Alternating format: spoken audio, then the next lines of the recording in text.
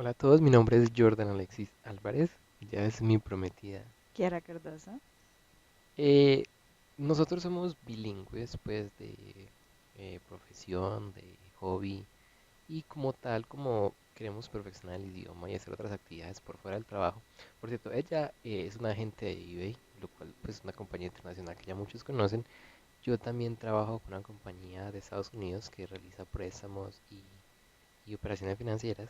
Entonces, aparte de trabajar con inglés todo el día y de hacer otras actividades como hobbies y eso, queríamos hacer algo más. Y tanto ella como yo somos profesores ahora del idioma. Y bueno, incluso estamos abiertos a recibir alumnos y eso. Eso es una de las razones de esta actividad es para eso. So we can show off our abilities here, read a little bit of literature, that we decided to choose a book called Coraline. It was chosen by my girlfriend. She likes it a lot. Tell me, why do you like this book so much? Well, I saw the movie and then I knew after I saw the movie that there was a book about that and I knew that I had to read it because it was really nice.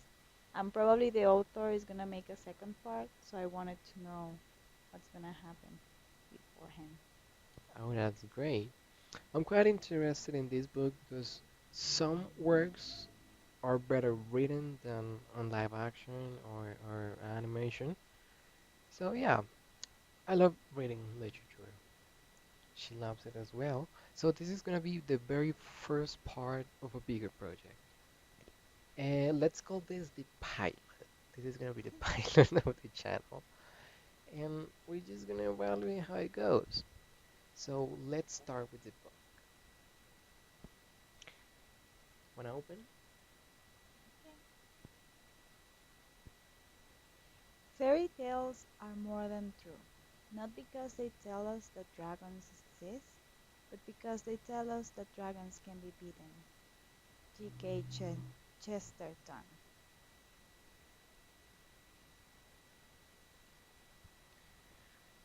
Chapter 1.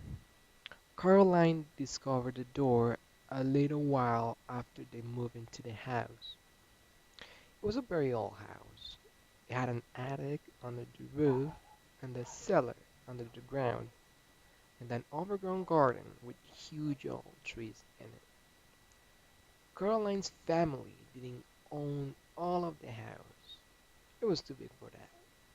Instead, they owned part of it. There were other people who lived in the old house.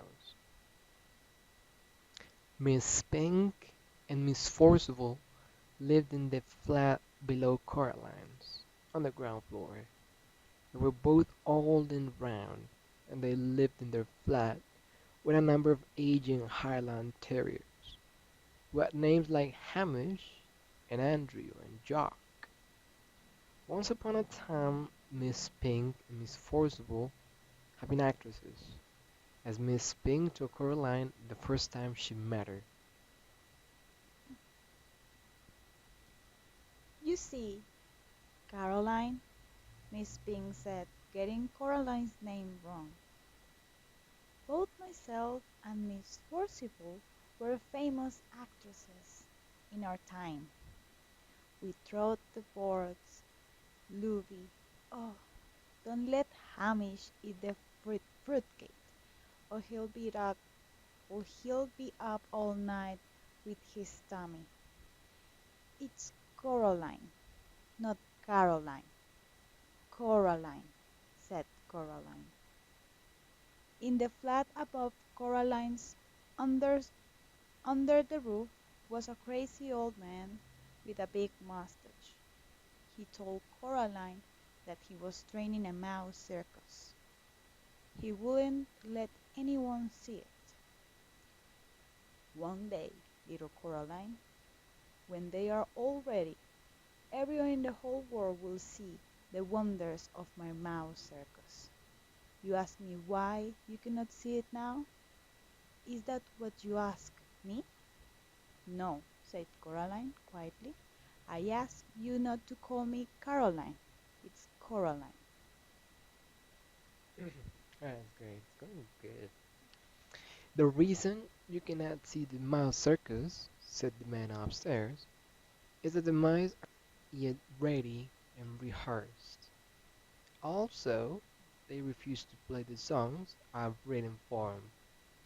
All the songs I've written for the mice to play go oompa oompa.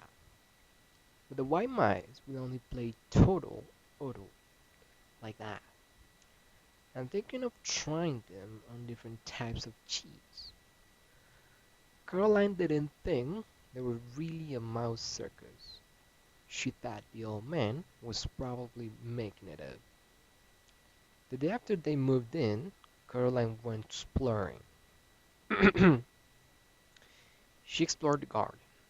It was a big garden. At the very back was an old tennis court, but no one in the house played tennis. And the fence around the court had holes in it, and the net had mostly rotted away. It was an old rose garden filled with stunted, fly-blown rose bushes. There was a rockery that was all rocks.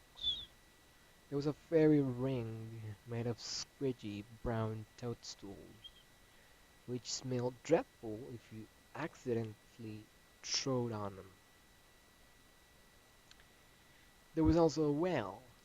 On the first day, Caroline's family moved in.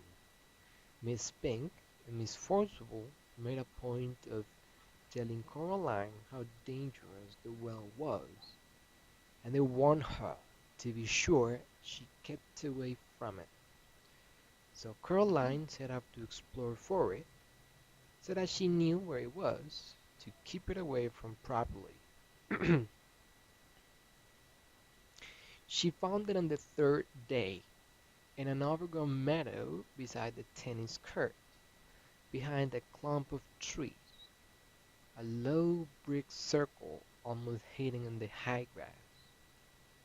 The well had been covered up by wooden boards to stop anyone falling in it. There was a small knothole in one of the boards, and Caroline spent an afternoon dropping pebbles and acorns through the hole and waiting and counting until she heard a plop as it hit the water far below. Coraline also explored for animals. She found a hedgehog and a snake skin, but not a snake, and a rock that looked just like a frog, and a dot that looked just like a rock. There was also a hungry black cat who sat on walls and trees, sorry, who sat on walls and tree stumps and watched her, but slipped away if ever she went over to try to play with it. That was how she spent her first 2 weeks in the house, exploring the garden and the grounds. Her mother her mother made her come back inside for dinner and for lunch, and Caroline had to make sure she dressed up warm before she went out, for it was very cold for it was a very cold summer that year. But go out, but go out she did, exploring every day until the day it rained, when Caroline had to stay inside. "What should I do?" asked Caroline. "Read a book," said her mother. "Watch a video, play with your toys, go and pester Miss Pink or Miss Forcible or the crazy old man upstairs." "No," said Caroline. "I don't want to do those things. I want to explore." "I don't really mind what you do," said Coraline's mother, "as long as you don't make a mess." Coraline went over the window and watched the rain come down. It wasn't the kind of rain you could go out in. It was the other kind, the kind that threw itself down from the sky and splashed where it landed. It was it was rain that meant business, and currently its business was turning the garden into a muddled wet soup. Coraline had watched all the videos, she was bored with her toys, and she'd read all her books.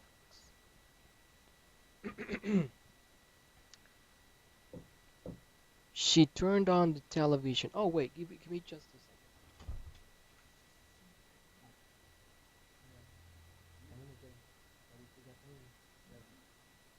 Sorry, technical issues. And you I'm you just can kidding. put that later. Nah, I don't wanna cut it out. I mean, it's fine, right? Okay, let's continue.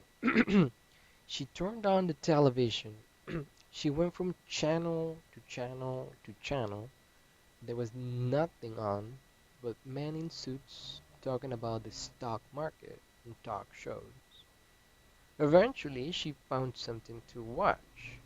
It was the last half of a natural history program about something called protective coloration. She watched animals, birds, and insects, which disguised themselves as leaves or twigs or other animals to escape from things that could hurt them. She enjoyed it, but it ended too soon and was followed by a program about cake factory. It was time to talk to her father. Caroline's father was home. Both of her parents worked, doing things on computers, which meant that they were home a lot of the time. Each of them had their own study. "Hello, Caroline," he said when she came in, without turning around. Said Caroline. "It's raining." "Yep," said her father. "It's bucketing down." "No," said Caroline. "It's just raining. Can I go outside?" "What does your mother say?" "She says you're not going out in weather like that." Caroline Jones. "Then no." "But I want to carry on exploring." "Then explore the flat," suggested her father. "Look, here's a piece of paper and a pen. Count all the doors and windows. List everything blue. Mount an expedition to discover the hot water tank. And leave me alone to work." "Can I go into the drawing room?" The drawing room was where the Jonases kept the expensive and uncomfortable furniture Caroline's grandmother had left them when she died. Caroline wasn't allowed in there. Nobody went in there. It was only for best. "If you don't make a mess and you don't touch anything." Caroline considered this carefully. Then she took the paper and pen and went up to explore the inside of the flat. She discovered a hot water tank. It was in a cupboard in the kitchen. She counted everything blue, 153. She counted the windows, 21. And she counted the doors, 14.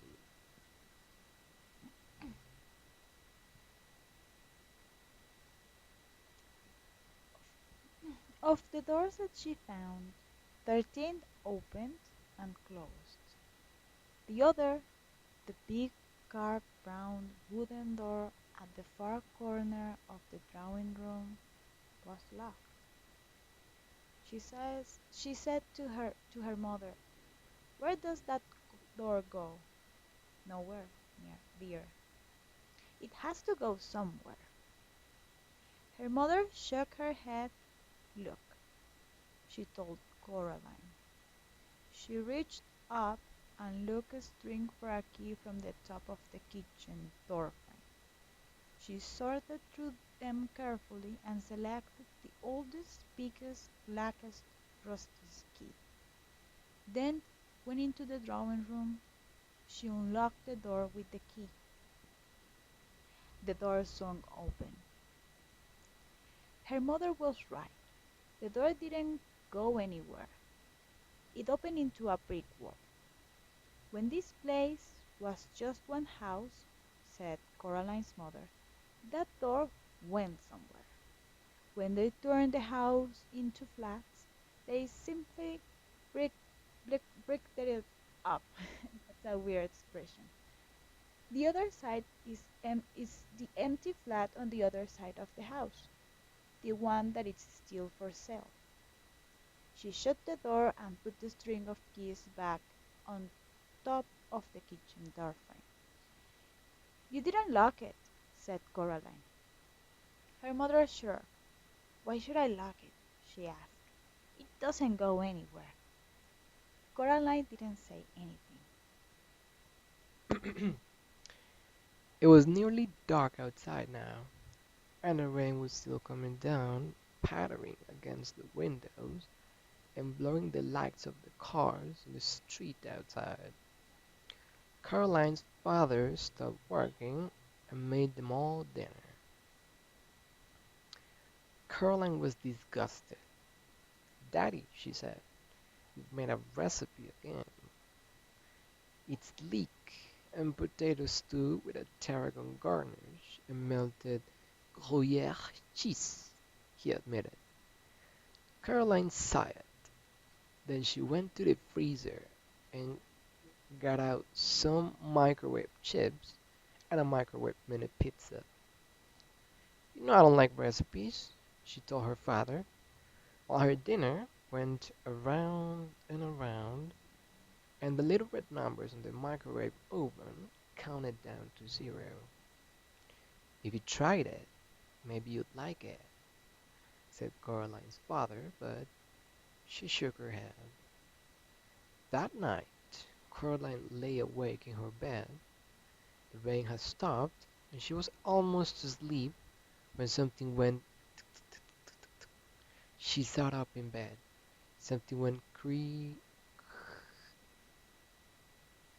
Caroline got out of bed and looked down the hall, but saw nothing strange. She walked down the hall. From her parents' bedroom came a low snoring. That was her father, and an occasional sleeping mutter. That was her mother. Caroline wondered if she dreamed then, whatever it was. Something moved. It was little more than a shadow, and it scuttled down the darkened hall fast, like a little patch of night. She hoped it wasn't a spider. Spiders made Caroline intensely uncomfortable. The black shape went into the drawing room, and Caroline followed followed it a little nervously.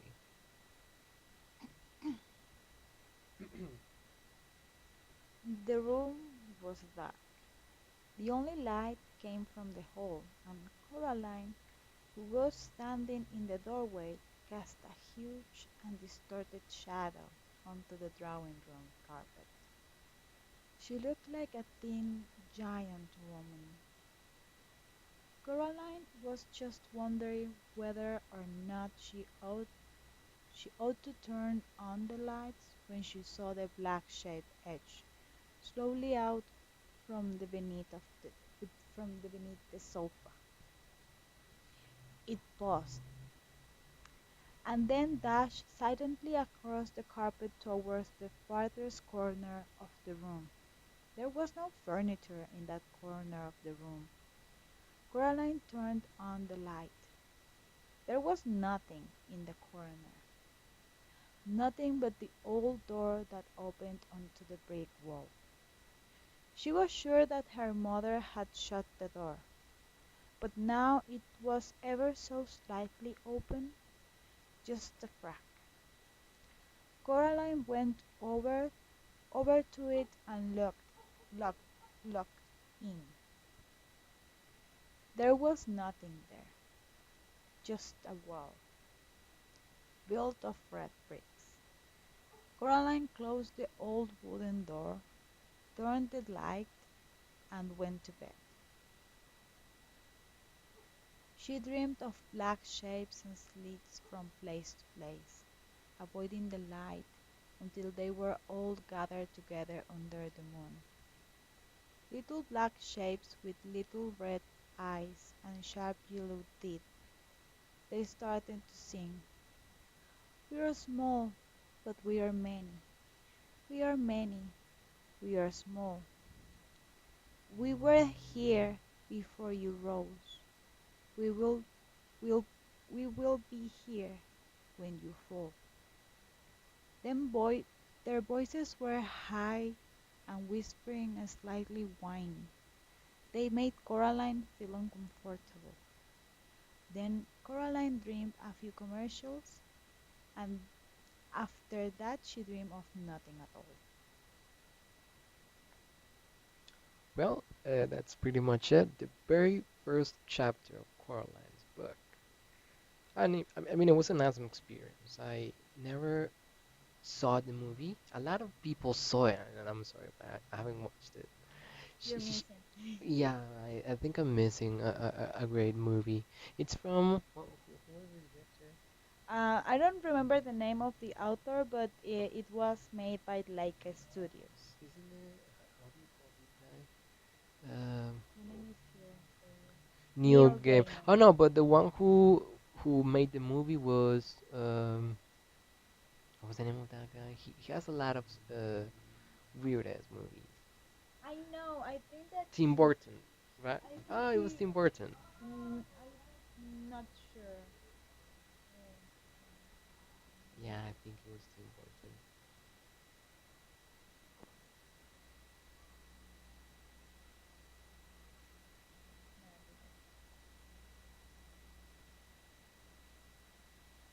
Ah, My never mind. mistake. No, Harry, but Henry he Lake. worked on The Nightmare Before Christmas with Tim Burton. yeah, he worked with him.